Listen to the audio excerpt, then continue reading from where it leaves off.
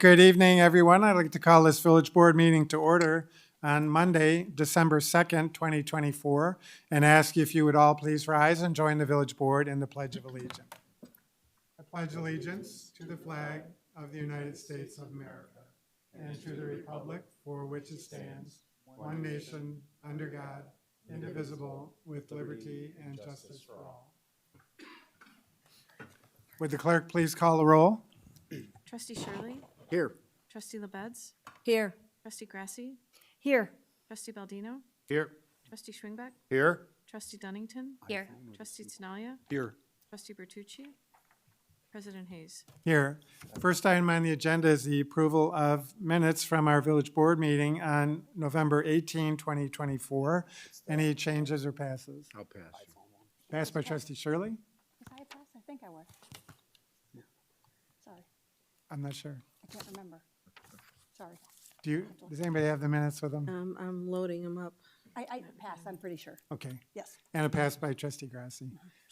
If any other changes, there a motion to approve? So moved. Second. Motion by Trustee Tinaglia, seconded by Trustee LaBedz. Any questions or comments from the board or the audience? Seeing none, all those in favor say aye. Aye. Any opposed?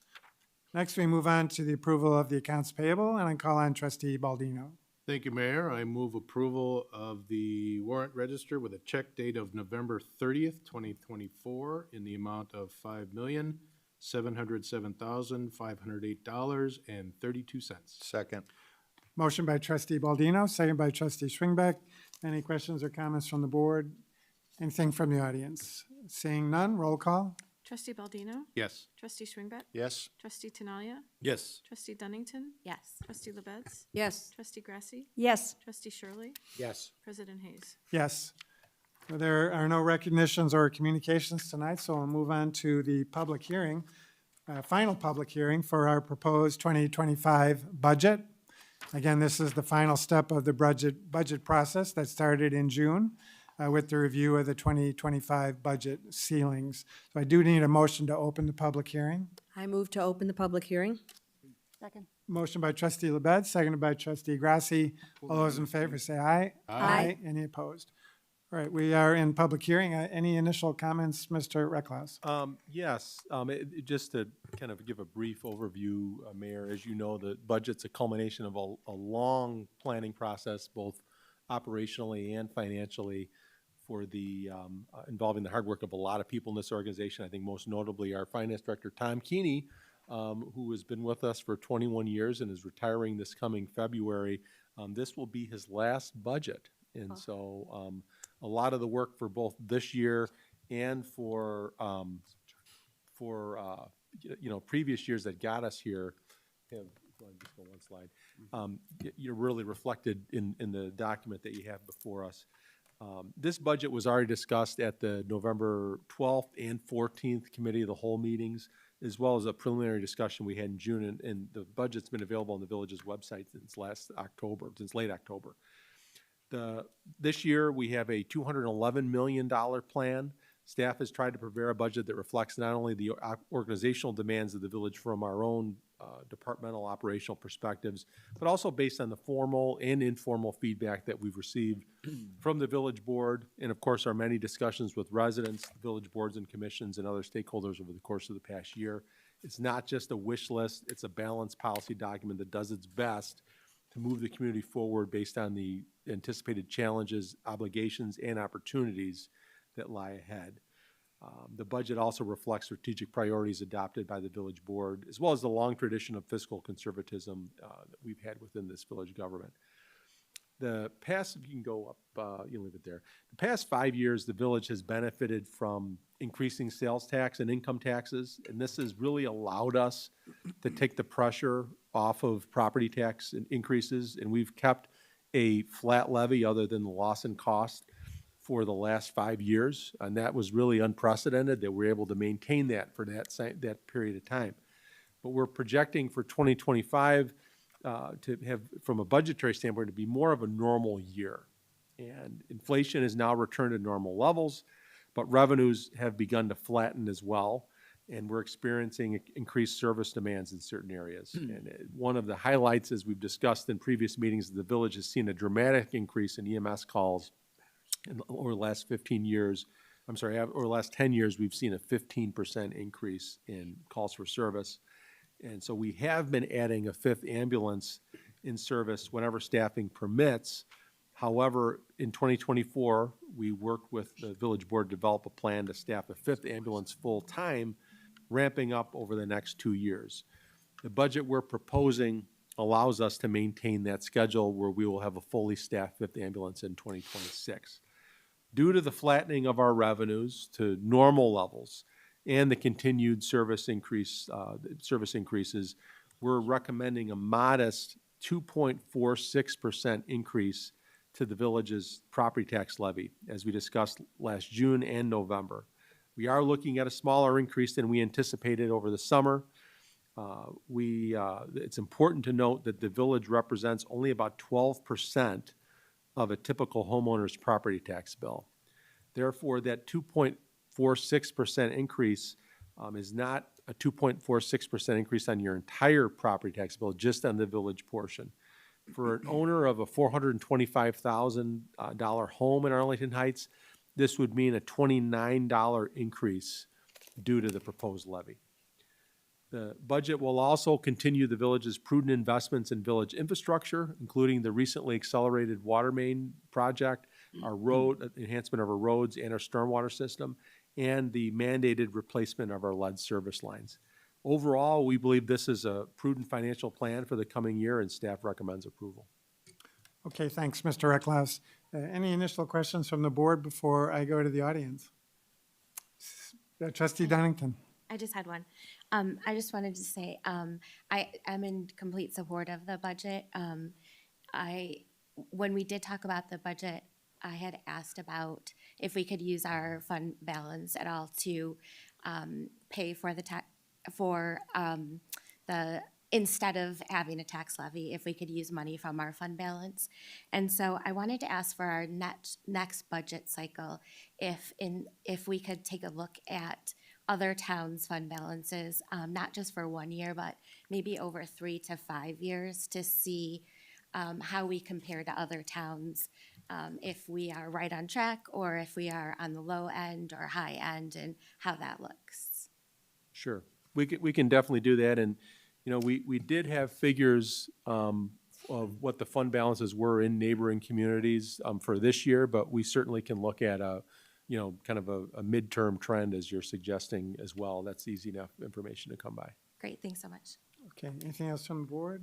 If not, I'll go to the audience. I do have 2 blue cards from members of the public, and they're both very familiar with our processes, so you're both reminded of the 3-minute time limit. And the first is Martin Bauer.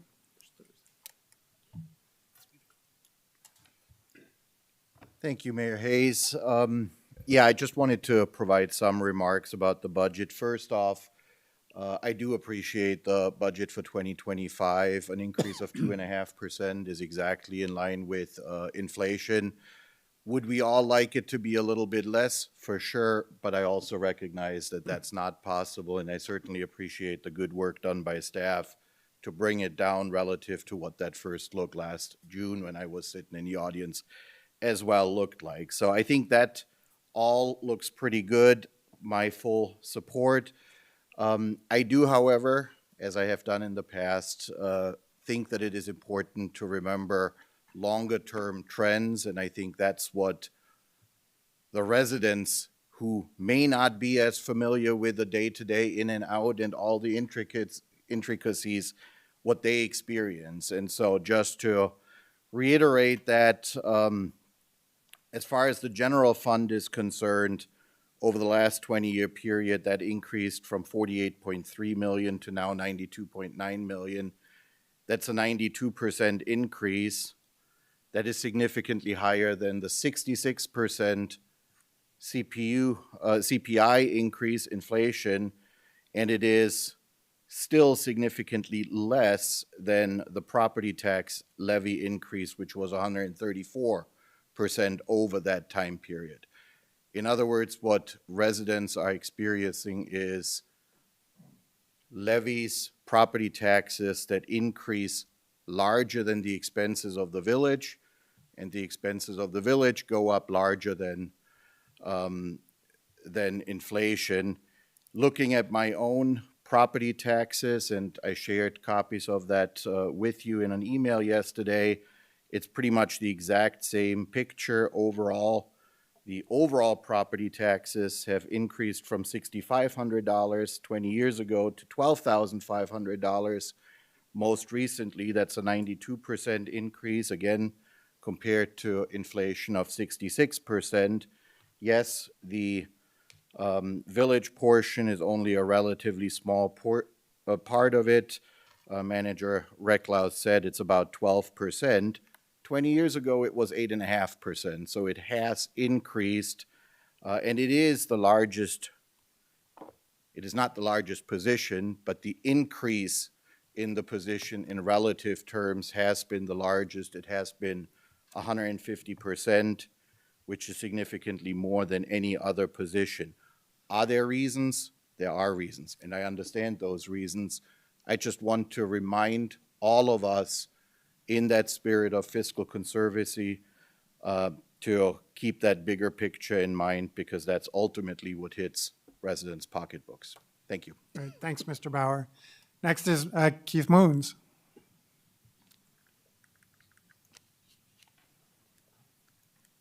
Thank you, President Hayes.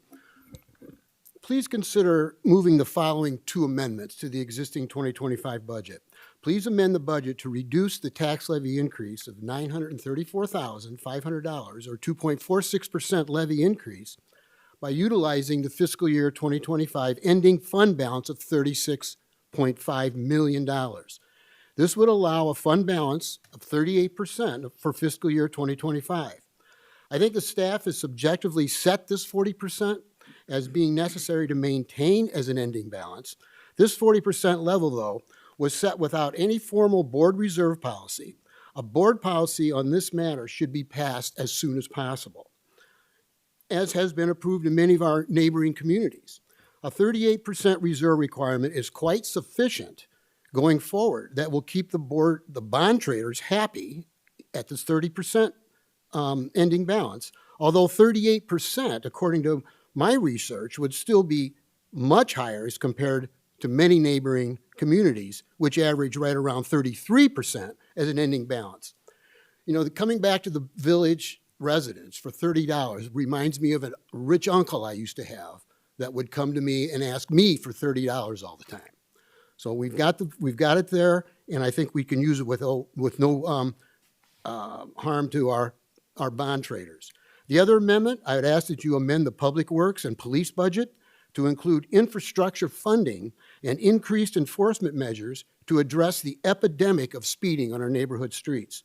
This includes passing a common sense speed policy that sets a realistic speed threshold to direct where and when staff should install this infrastructure. Currently, the staff has set an excessively high speed threshold as there is no speeding recognized on any village street for infrastructure improvement. So to summarize, one amendment to reduce the tax levy increase to 0% using our fiscal year ending balance, and to pass a board-approved, sensible reserve requirement policy. The other amendment is to allocate funds in the public works and police budgets for speed calming measures on our neighborhood streets, and to pass a common sense board speed calming policy as well. Thank you, President. Right. Thanks, Mr. Moons. Is there anyone else in the audience that wishes to address the board on the proposed 2025 budget? Seeing none, any other comments or questions from the board? If not, Trustee Grasse. Yes, thank you. I just have a couple of comments and questions. First, I want to thank the staff and the board for all the work done long-term also in preparing this budget.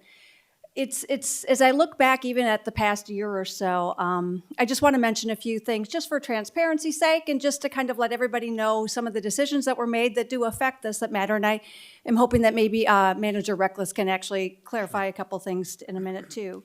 But I think that by reducing the car stickers, that reduced about $1 million or so in what we brought in revenue. But it also was because our neighboring communities were doing that, and it just was better for the staff involved and all of that, and we agreed that that was a good thing to do. But that's $1 million. So I think it's important just to think about some of these little things that we do decide to do. We have the 5th ambulance. I have to say, in my neighborhood, we actually had a medical and police event last night in my neighborhood. There were probably 10 squad cars, paramedics, and fire truck. And I am so grateful for what our community provides. And I fully support the additional pension that we have to pay for these people who do this important work for us. As I look at my time on the board and see what we are tasked with doing as a municipal government, it's not about running it like a business where fiscal responsibility is a huge part of what we are to do to use our tax dollars responsibly. It's about providing for the health, safety, and welfare of all of us. And that's through our police, our fire, our public works, and the staff who make all of it work for our community. And I really think we do it well. But we had a lot of pension that we had to make up for our police and fire that I'm grateful we paid extra from our surplus for the long-term goals to reduce what we would have to pay down the road. So we are making some really good long-term decisions, I think, to help with what we will have to pay as a community, but also taking care of ours who take care of us. So I just want to mention that. But also, along with the 5th ambulance, that is an important part of what we need as a community that costs money. We also have as everybody has experienced, the above normal premiums for healthcare that have been present for all of us. And so that also has added to why we're having to, unfortunately, raise this tax levy some, along with the declining tax revenue, or more stagnant, I should say. It's a little more level tax revenue. So I am grateful for the hard work we've done. I just think it's really important to speak to kind of how we make these difficult decisions for the best of our community, but especially to provide the top quality services for all of us in our community that we expect and are grateful for. And so I just want to thank everybody, because I don't think anybody ever wants to raise our taxes. But I'm grateful that we were able to do it in a way that really will continue to provide for the best quality services. And I was hoping maybe, Manager Reckless, if you had any more detail to clarify or correct. Yeah, one of the things that talk about the vehicle stickers, it's been a couple of years since we talked about that, but I think it's when you're talking about getting rid of one revenue and adding another, vehicle stickers, they were very difficult to enforce. Mm-hmm. We know there were a lot of people that weren't getting them, that could, hide their vehicles or, keep them in the garage at night. And it was a source of frustration for a lot of law-abiding residents who were getting them. And so there was that. The other thing is, when you compare property tax increase to things like vehicle stickers, property taxes have to be paid by everybody, including businesses. And so the impact on a typical homeowner for the same amount of money is going to be less when you have that. And it's a little bit easier. It's easier to collect. You don't have those inequity issues that you have with vehicle stickers. And it is also a labor-intensive process for staff. We actually were able to reduce, through attrition, our staffing in the finance department because of the change in that. And so that saves our residents money in that regard as well.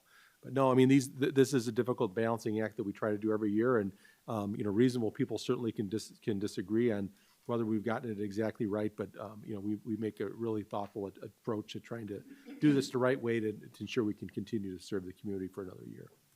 Thank you. Okay, anything else from the board? All right. It's always been one of our strategic priorities to provide the highest quality services at the lowest possible cost to the taxpayer. And I think we've done a great job of that. I know we're entering a campaign season here in the municipal government. And we've got a number of candidates here, and I think there'll be some agreement, some disagreement amongst the candidates. But one thing that I think every candidate will have on their platform is to do just that: continue to maintain high-quality services at the lowest possible cost to the taxpayer. I don't think anybody would disagree amongst the candidates on that. And so I'm just really proud of the fact that we've been able to do that for so many years now, and it's a tribute to the great leadership that we've had on our village management level and our staff. And so congratulations again to our current members of the staff who have been able to do that once again this year. And so, again, my thanks to everybody from Randy on down to Tom and all members of his team. So again, congratulations and great job. So with that, if no other comments, we'll close, need a motion to close the public hearing. I'll move to close the public hearing. Second. Motion by trustee LaBedz, seconded by trustee Schwingbeck. All those in favor say aye. Aye. Aye. Any opposed? All right, we'll move on then in the agenda to citizens to be heard. And is there anyone in the audience who wishes to address the board on items not on the agenda? Seeing none, we'll close that portion of the agenda and move on to the consent agenda. Are there any members of the board who wish to remove an item on the consent agenda? Any members of the audience who wish to remove and to request that an item on the agenda be removed? Seeing none, any members of the board wish to vote no or pass on any item on the consent agenda? If not, I'd entertain a motion to approve. I move approval of the consent agenda. Second. Motion by trustee LaBedz, seconded by trustee Grasse. Any questions or comments from the board or the audience on the consent agenda? Seeing none, roll call. Trustee LaBedz? Yes. Trustee Grasse? Yes. Trustee Baldino? Yes. Trustee Dunnington? Yes. Trustee Schwingbeck? Yes. Trustee Tinaglia? Yes. Trustee Shirley? Yes. President Hayes? Yes.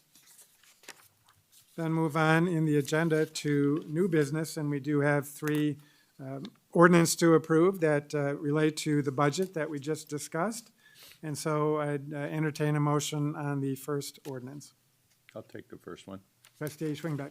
I would move that the village board approve the budget and appropriations ordinance and amounts set forth therein for the year commencing January 1st, 2025, and ending December 31st, 2025. Second. Motion by trustee Schwingbeck, seconded by trustee LaBedz. Any questions or comments from the board or the audience? Seeing none, roll call. Trustee Schwingbeck? Yes. Trustee LaBedz? Yes. Trustee Grasse? Yes. Trustee Tinaglia? Yes. Trustee Shirley? Yes. Trustee Dunnington? Yes. Trustee Baldino? Yes. President Hayes? Yes. Would like to take the next one. Trustee Grasse. Let me see. I move to, where are we here? Right here. I move to approve an ordinance abating taxes levied for the year 2024, heretofore levied to pay principal and interest on the $9,530,000 general obligation fund, Series 2018 of the Village of Arlington Heights. Second. Motion by trustee Grasse, seconded by trustee LaBedz. Any questions or comments from the board or the audience? Seeing none, roll call. Trustee Grasse? Yes. Trustee LaBedz? Yes. Trustee Schwingbeck? Yes. Trustee Baldino? Yes. Trustee Dunnington? Yes. Trustee Shirley? Yes. Trustee Tinaglia? Yes. President Hayes? Yes. Trustee Baldino.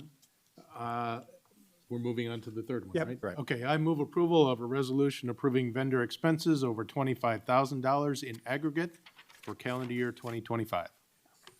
No. That's C. That's on on the consent consent agenda. agenda. Oh, Yeah, I clicked on the wrong C. C below. I'm sorry. I move approval of an ordinance adopting a budget and appropriations ordinance and amounts. I Let's see. went out of turn. C. Do you have it? That's got that's the it. one I was I reading. got it. Didn't I do, I think I went out of turn and took C already. No. No, you did. No, you did B. It'd be. You did the tax levy No, or abatement. No, you did A. Did A. You did B. Nicole did B. Yeah. I think that's You correct. got C. Okay. I move approval of an ordinance adopting a budget and appropriations ordinance and amounts set forth therein for the year commencing January 1st, 2025, and ending December 31st, 2025. Second. All right, motion by trustee Baldino, and who was the second? Trustee Grasse. Any questions or comments from the board? Anything from the audience? Seeing none, roll call. Trustee Baldino? Yes. Trustee Grasse? Yes. Trustee Shirley?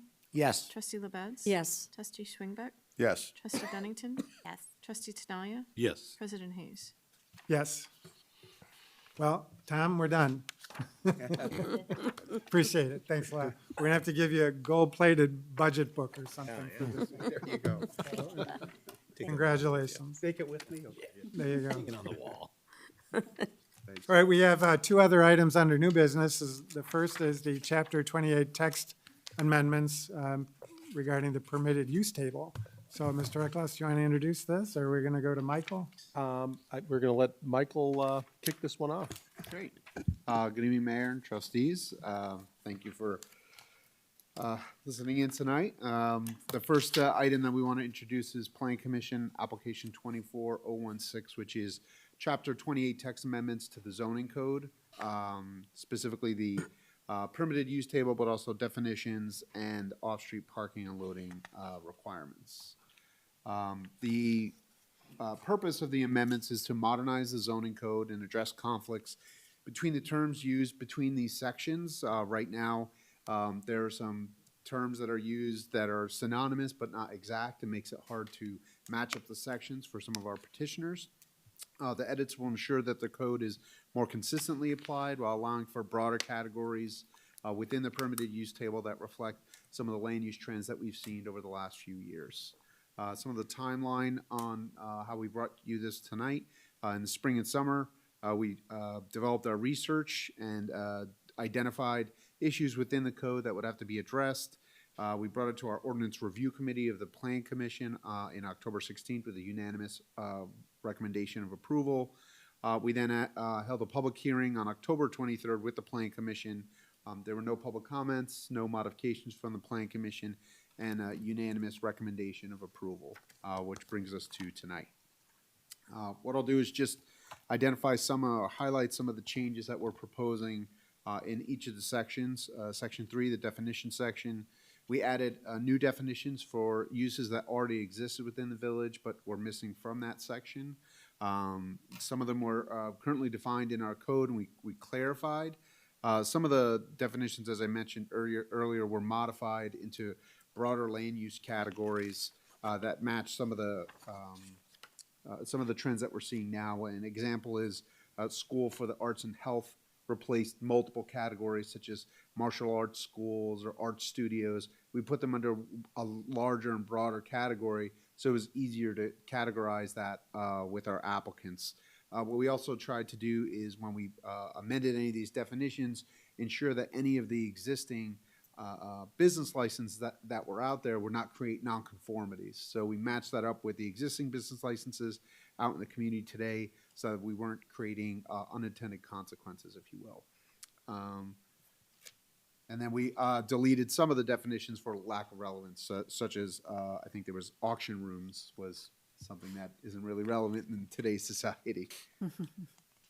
Our permitted use table is really a pivot to the rest of the zoning code in that it matches up the definitions with the parking recommendations and which zones it'll allow all of the various uses. So similar definitions and new uses were added to match the definitions as we've outlined. Some of the permitted use categories that were simplified, again, we're able to kind of condense everything, but we also have to match it up with appropriate zones. So we only really condensed those uses such as the martial arts and the art studios, dance schools, things of that nature, if they were in the same zones. So we were able to simplify what was allowed into those different, B1 categories or B2 categories. We also revised the zones and standards where certain uses were allowed. So one example of this is our senior living facilities.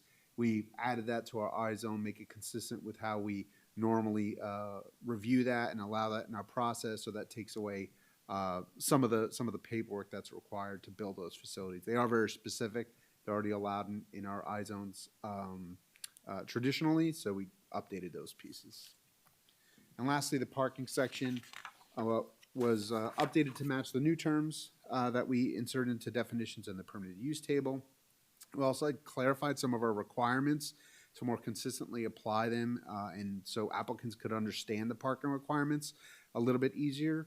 So there were some remnants of old code that we removed to make it clear you had to meet the parking standards for whatever type of application you were applying. There was just some old pieces of code that made it unclear when you had to match up to the parking standards. We were able to also add some guidance on how to calculate parking, specifically in the collective parking requirement, which is adding different types of uses on one property, how you would put that together to understand what's your parking requirement, when you would need a variation. to make it clear when we're communicating those standards to applicants. And lastly, we added flexibility in some of our standards. An example is to include green infrastructure, so you can mitigate some of the stormwater standards. Example is to have pervious pavers or pervious asphalt in a driveway. Other pieces were also to modify how we handled parking driveways with duplex complexes to allow more flexibility to give them some additional driveway parking because they didn't have on-street parking. So things that we identified with our engineering staff over time that were issues that we could tackle at this time. So at this time, we make a recommendation. The Plan Commission made a recommendation, which voted 7-0 in favor of the recommendation for approval of the proposed zoning code text amendments. But before we get into that, I'll entertain any questions that you might have. Okay, thanks, Michael. Before we go any further, Dave, Victor, just wanted to let you know, the Metropolis item was on the consent agenda and approved. So if you're just waiting for that, there's no reason for you to stay. You're happy to stay and listen about text amendments, but I just want to make sure you don't need to, you don't need to stay. Thank you. All right, good luck. Thanks a lot. All right, well, this is a tremendous amount of work, I think.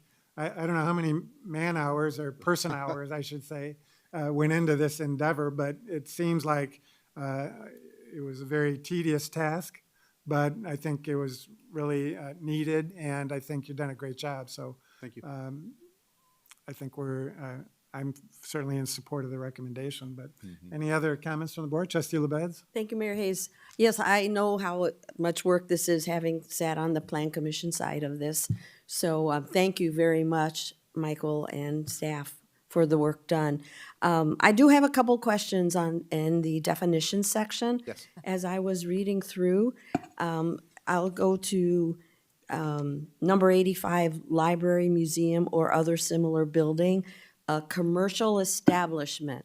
And the reason I ask this question is because I think of a commercial establishment as a for-profit type of thing.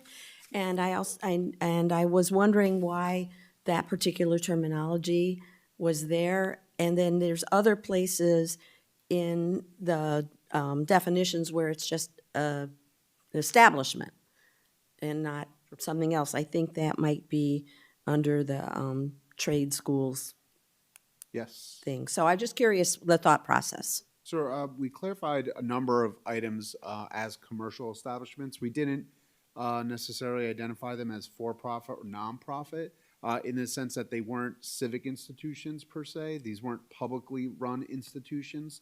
We wanted to clarify that so that there was a dichotomy between uses where people would assemble that were commercial uses, such as a theater or, again, a library or museum, other pieces that were set up as established. We tried to clarify commercial establishments in a number of the definitions. You'll see probably a Yeah, I majority of them noticed. were. So that was the real reasoning behind that, is that we clarified that these weren't civic uses, and you'll see they weren't in the civic section. They're mostly in the commercial section. When they show up in the permitted use table, they kind of line up with that same section, that those are uses that generally involve that kind of approval. So a library isn't a civic Well, the one that we use? have, well, it's usually operated by a nonprofit, so it's separate, similar to how parks are set up in a different type of zone. And you'll see that some of those, how they're defined, the zones that they're permitted in are different, so they end up in a different section of the permitted use table. So I'm trying to wrap my head around this. So our library is operated by an elected board. Correct. Well, I believe it's a So- nonprofit entity that is associated with an elected board. So I think what we tried to do with that, because it was lumped in with museums or other similar buildings, was to kind of piece that together. We may have to consider separating those, maybe make library its own separate definition, so we can create a better separation of those uses. Good catch. Because the museums are a little bit more in line with the commercial establishment and But our aquariums, things museum's of on a that. public land, right? Or no? It is in the, I believe it is in that zone, correct. Okay. So, yeah, so I was a little confused. I think What I'm we could still do a is- little confused. Well, what we could do is probably we could pull that one out. We could pull library, create its own Yeah, I definition. kind of think that might be better, at least for clarity. And in future, I mean, it's possible that somebody could open up a library. The original library was here in Arlington Heights, was a couple of sisters in their house. So I suppose somebody could do that too, but I guess thinking in the broader picture of No, like understood. ours, so that kind of jumped out at me.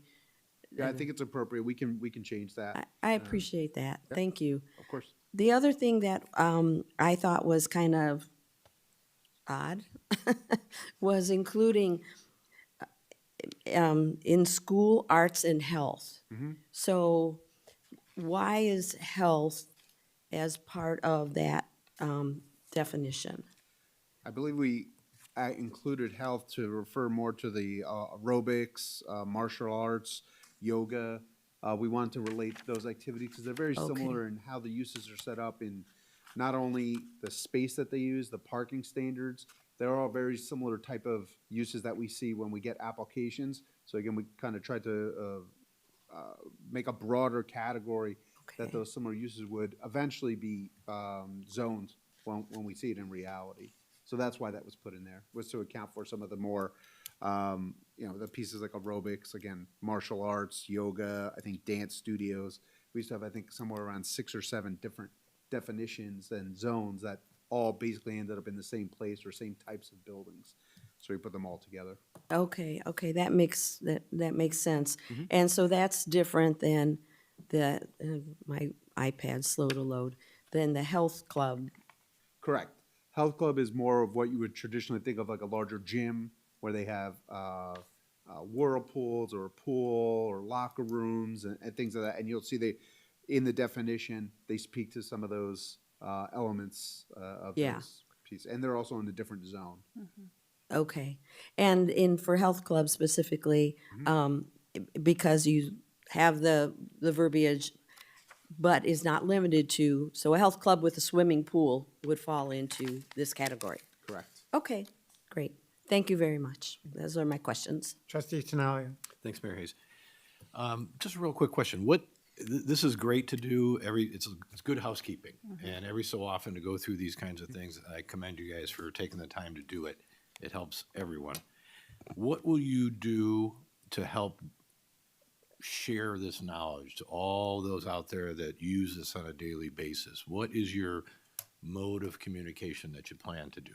That's a really good question, and I think that's something we need to consider in-house, but similar to some of the other issues that have come up, whether it's enforcement issues or things of that nature, we do have a pretty robust list of property brokers that we deal with, property owners. We could communicate that through Michael Murtis. He has a good working relationship with a lot of those property owners, and those are, for the most part, of the folks that are going to be leasing these spaces or selling these spaces. So I think we've been talking internally about having regular communication, yearly or bi-yearly communication with these folks on just some of these regulations as they come up, or even issues that they pop up. So I think that's something we've talked about in-house. If I can make a recommendation, I know that Ron is planning on carrying out his quarterly, what does he call them, Randy? Stakeholder meetings. Stakeholder meetings, that's great. Maybe someone from the planning department could attend that and basically share some of the highlights of this, and then make it available to be, emailed the pages that are changing, or document copies, or some sort of a way to get a hold of these things, because, well, it's easy for some of us to do, it's not as easy for others, and just want to make sure everybody gets this important information. Yeah, absolutely. If I could, yeah, our new planning director is going to be starting next week, and I have a list of things, and one of the things that my suggestions for her is to have representation at the stakeholder meetings. And I do think even perhaps looking at, because there's a little bit different group of folks you're dealing with in the building department than the planning department, exploring something, an analogy to that in the planning world for exactly these types of things. So I think it's a great suggestion. Perfect. Thank you. Okay, other questions or comments? Trustee Dunnington. Thanks. Thank you so much for your work on this. I really appreciate the changes that you made for flexibility for the green infrastructure. I've read about how cities are working towards taking a big step for the environment and for business development by actually eliminating parking minimums in their towns. And they feel that developers and businesses should be the ones to provide, to decide the amount of parking that they think is necessary, with the idea that the people that are investing in the business and they're taking on the financial risk of the project are best suited to determine the parking needs of their business. And so without parking minimums, that creates a more flexible, inviting environment for development. It also allows some small and non-conforming lots to be developed. It would also reduce a lot of administrative work at the village, allowing, staff, freeing up a lot of staff time. It's also eliminating parking minimums. There's some really good benefits to doing that because parking minimums usually drive up the cost of housing, goods and services, and they make neighborhoods less walkable. And from an environmental perspective, the asphalt traps heat and creates runoff.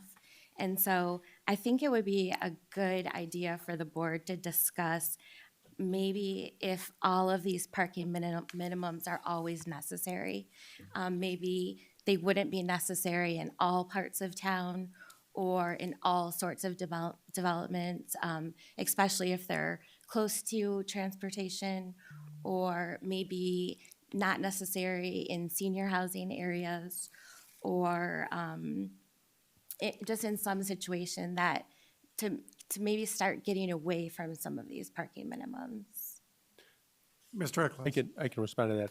No, I mean, I think it's a great idea. We're starting to see some of that already with some of our developments. So like, for example, Arlington 425 has some parking variations, when it comes to, because they're in as you noted, in a commuter area.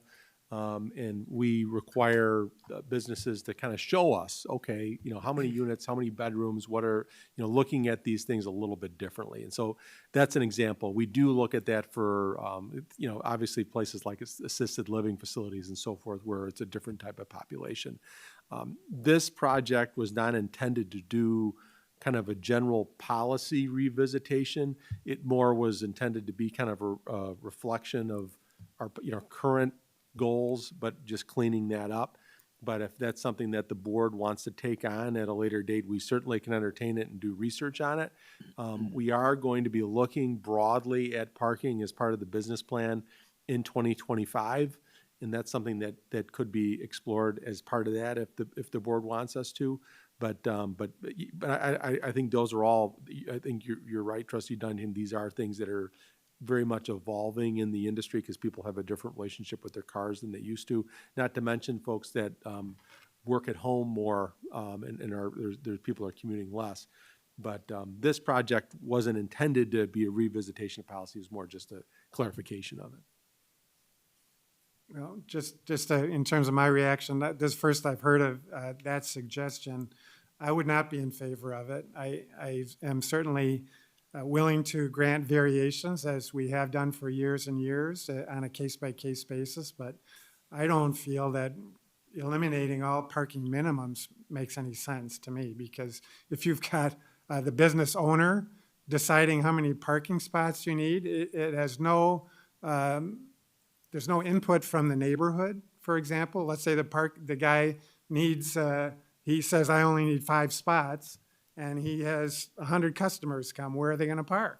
They're going to go in the neighborhood. And so I think the minimums are there for a very good reason. And so I would not be in favor of revisiting that policy. Any other comments from the board? Trustee Grasse. Oh, thank you. I have a few comments.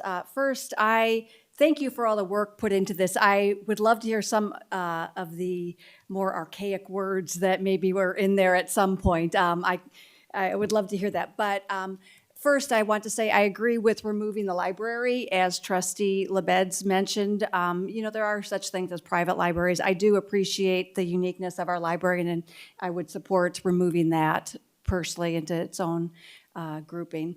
Secondly, I also have great appreciation for the green infrastructure that was definitely a part of that.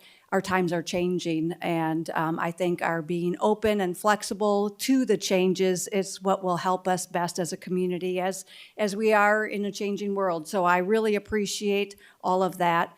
My question is, will any of these change in descriptions affect any of our current businesses or entities, or is it just really kind of going forward? Well, we have to look at everything from what a property was deemed. Okay. So it could put, we looked at it to try to anticipate if it would create nonconformities Okay. for existing businesses. So we have a database of all of the business licenses within the community, and we tried to define which uses they were actually categorized under. If we saw uses that just, there were no existing businesses under that use, we would look to eliminate them. Ones that we consolidated, again, would not violate the zones that they were in. So we knew where the businesses were and what they were called. We tried to consolidate ones within the same zones to avoid as much as that.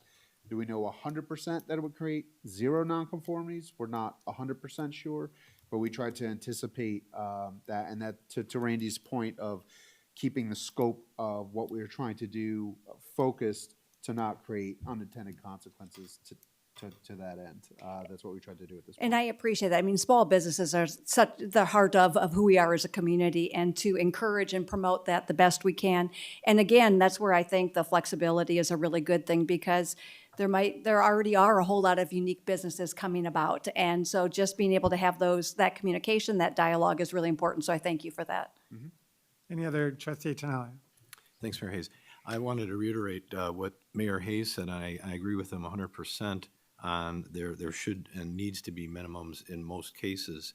But in regard to Trustee Dunnington, I also agree with her that there are times when it's appropriate to look at it with a wider lens. And we are working on a project, we're seeing a project a few times now here that's going to be coming back again soon, I believe, for a permanent supportive care project.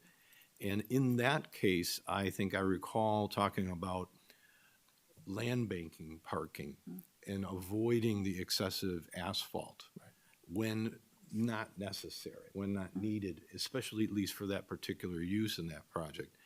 And I think when a petitioner comes to Arlington Heights to do a project, oftentimes it starts in the planning department. If the planning department understands our goals for more of this or less of that, or open-minded here, or very, very strict there, that's where everything starts. Because when you can say to that petitioner, hey, you know what, this is the use that you're asking for here, our board tends to be open-minded on these kinds of conditions and these kinds of thoughts.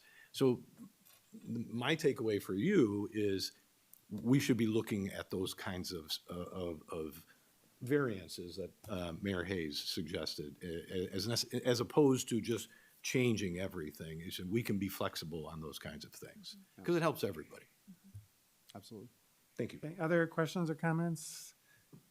Seeing none, Trustee LaBedz, you want to take a stab at a motion, including your, Okay, I will do my best. Let me bring my, and Mr. Passman's listening intently. I see that, yes. Always, Mayor. Okay.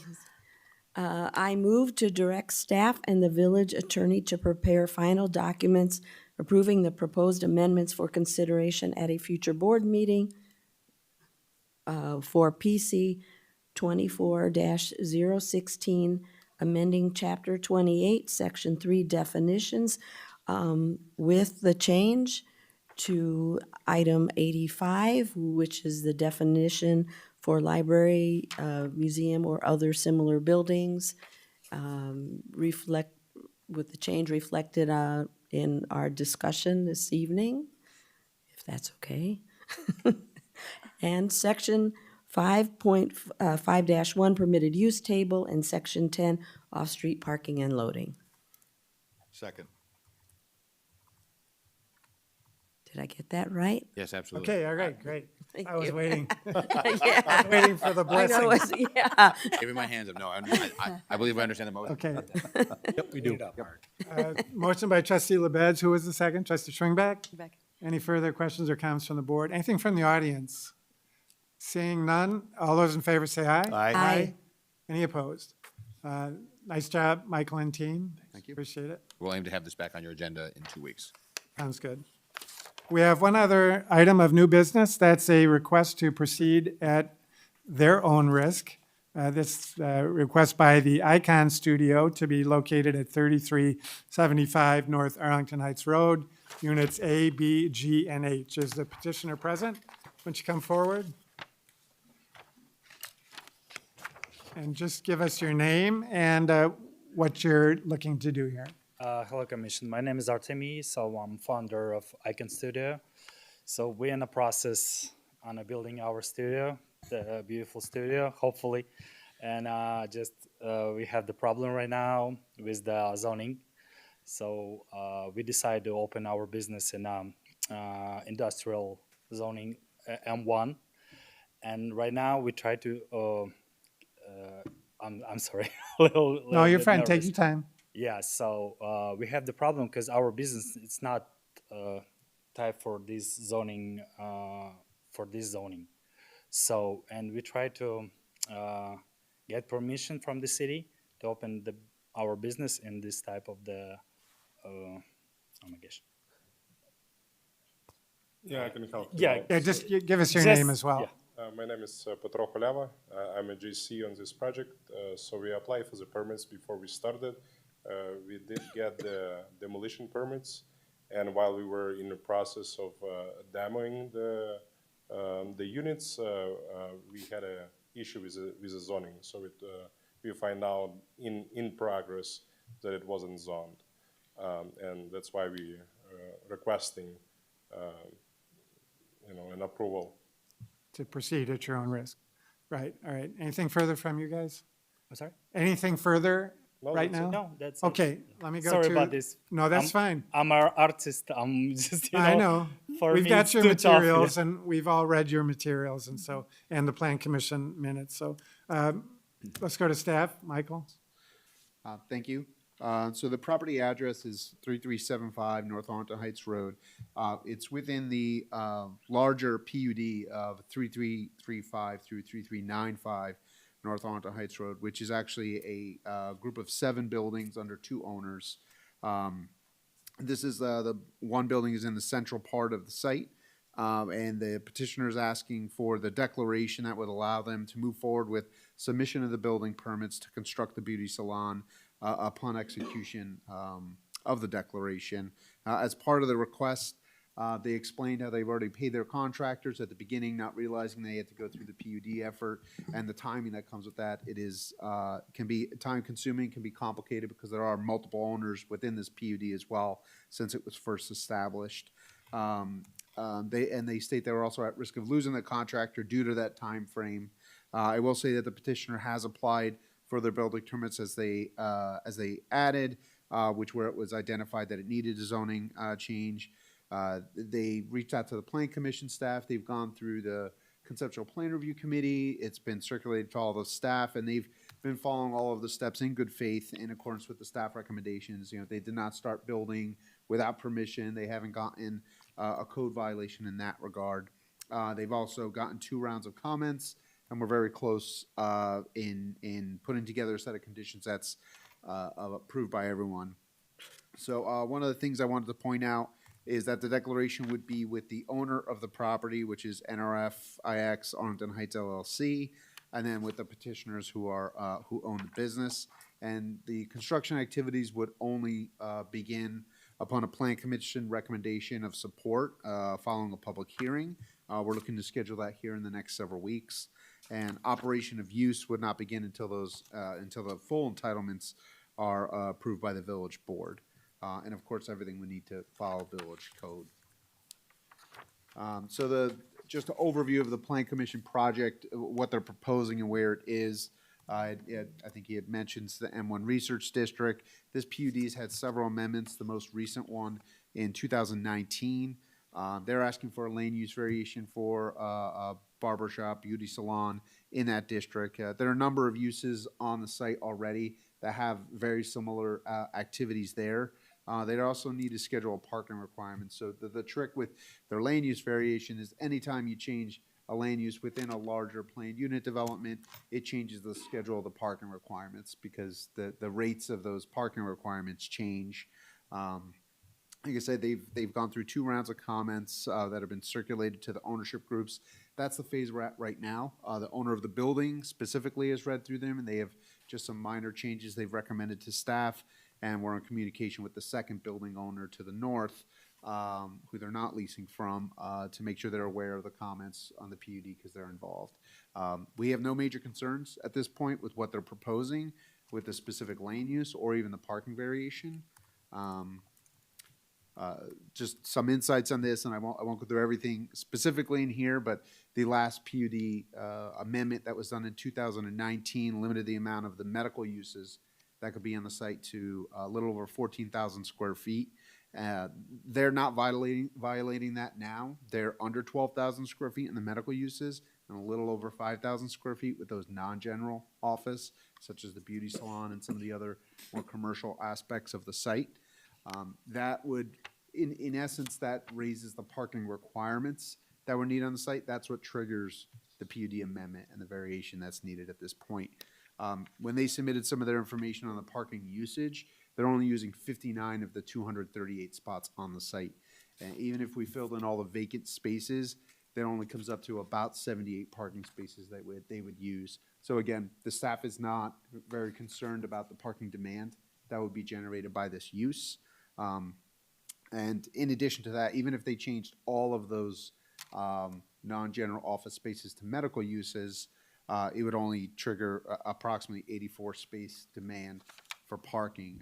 For that reason, we've actually recommended to the petitioner that they, and the ownership specifically, they anticipate how much medical use they would need, similar to some petitions you've seen recently, to give them that flexibility within that large parking field that they have, so we don't have to revisit this every time they change a use or a new lease, a lessee comes in that wants to fit something that's already appropriate and already being used in this site. So for those reasons, we're comfortable with the recommendation for the proceed at risk. We see this as a process, just modifying the comments, working with the ownership groups, and good faith efforts by the petitioner. This is just a general sense of what's on the site. The red is what's owned by the property owner, which the declaration would be with. The one site that's not in red within the yellow boundary, that's the last building, the second ownership group that they're working with now to review the conditions. And this is the general zoning right now. You can see it's not strictly an M1 district in terms of the whole area and the block. There are a number of types of uses in this area which sort of lends to that credibility of being able to use it for different types of uses. So at this time, the staff recommends approval of the request by Icon Studio to proceed at their own risk. But at this point, I'll take any questions or clarifications from the board. Okay, thanks, Michael. Any questions? Trustee Schwingbeck. Thank you, Mayor. Well, Michael, thanks very much, because I was going to ask the question that if I were a petitioner and I was having dialogue with the village proceeding at your own risk, I'd be a little nervous. But it sounds like you guys have had a lot of discussions and this should move through, so I'm glad you clarified all that. I mean, it appears that even proceeding at their own risk, that everything should work out for these guys, So which is, we seem like we're on that track, yes. okay, good, thank you. Okay, other questions? Trustee LaBedz. Thank you. First of all, I am supportive, so my questions, don't worry about that. But Okay, is this the same location where the music school opened up a couple of years ago? Oh, the Betty Haig? Yeah, it's a bit of I Hague. don't believe it's the same one, but it's a similar Similar type of situation. situation, correct. So this speaks to what Trustee Tinaglia said earlier, and that's the communication with property owners and how important it is, because the property owner is responsible for letting you know what is allowable and not allowable, and if there's a PUD and what else needs to be done. So that, I think, is something we really, need to work on because it comes up every so often. I agree, 100%, and that's where, to your point, to both of your points, that's where our dialogue internally started, was how to communicate those types of issues that popped up earlier last year, and that's where we're starting to pull together these lists of property owners and different management companies as well. We're trying to reach out and create that list so we can put this out actually on a routine basis, so they understand the process, reach out to us, so we can avoid some of these hurdles and save companies time, especially small businesses. If I can, to add to that, I mean, I think there's another element to this, and that's that, we don't want to stand in the way of, someone who's making an investment to come here as a business owner. And I think there are sometimes cases, not on the behalf of the business owners, but on behalf of the property owners, where they feel it's easier to ask for forgiveness than permission. And they may at times market these properties as one thing when they're not allowed. And then it puts the village in an unenviable position then to be the bad guy with a business owner. And so communication is part of it. But, one of the things that we're looking at is, can there be consequences? Again, not for the business owners, but for the property owners, to make sure that they're marketing their property in an appropriate way, so we don't have to find ourselves at these situations where, in this case, it works out and staff can comfortably recommend this to proceed at their own risk. But there are other situations where it may not be so easy.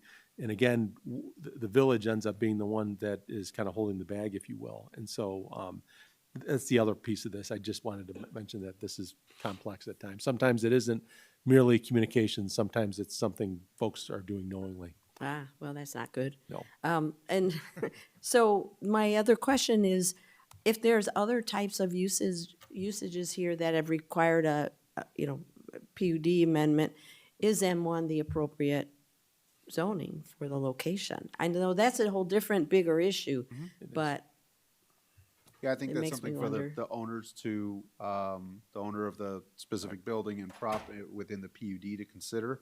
We are having dialogue with them at this point to determine what's that square footage number for the medical uses that we believe is appropriate at this time, within, that excess parking supply that they have, so that they don't have to revisit this every 4 to 6 months when their tenants potentially change. But with the goal of, focusing on the petition that's in front of us as well, keeping it time sensitive. great. All right, thank you. Okay, Trustee Grasse. Thank you. Thank you for wanting to bring this unique business to our area. I think, anything unique and different like that is really something special. Is the building owner supportive of this, of you? Yes, absolutely. Absolutely. And I guess my question kind of piggybacks off of Trustee LaBedz then. Is there a way to ensure that property owners know what it is prior to doing this? Is that something that we could put into effect? And I mean, it's a moving target, because properties get sold frequently and different partnerships come in. And so, we certainly can do better than we're doing now. I'm not trying to take ourselves off the hook. And again, some of the steps that Trustee Tinaglia mentioned are things that we're actively going to be talking about with Charles's successor.